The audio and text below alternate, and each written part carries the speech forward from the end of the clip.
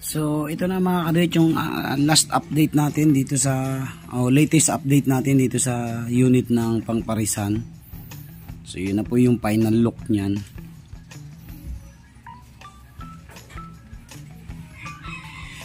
So ang nilagay pala nating controls dyan ay yung built-in controller. Ito. So hindi na natin nilagyan ng panel box kasi itong unit nga na to ay hindi naman pangbenta talaga. Binigyan lang natin ng pabor yung nagpagawa nito. So materialis lang talaga yung binabayaran natin. Pero hanggang sa ngayon hindi pa na niya kinukuha dahil wala pa raw siyang budget.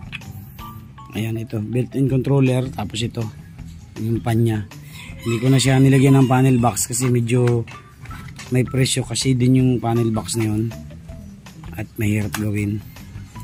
So since kuryente naman ang gagamitin nila dito, kaya okay na yan. So ito na, nakaset na yan, all set. Pinturado na po yan, talagang pipikapin niya na lang, kaya lang nakailandaan na siya dito, hindi pa kinukuha dahil may hinihintay pa raw siyang budget niya. Ito nga pala yung stove frame na binili ko. Sakto yan dyan. Ayan na po yung unit natin. Ito na yung last update natin dito. Ating hintayin na lang natin na kuhanin yan. Kung kailan niya yung kukuhanin itong unit na to. Ayan.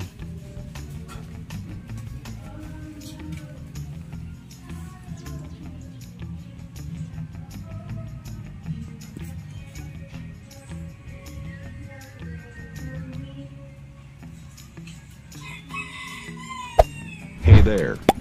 Subscribe to my channel. And also press this bell icon.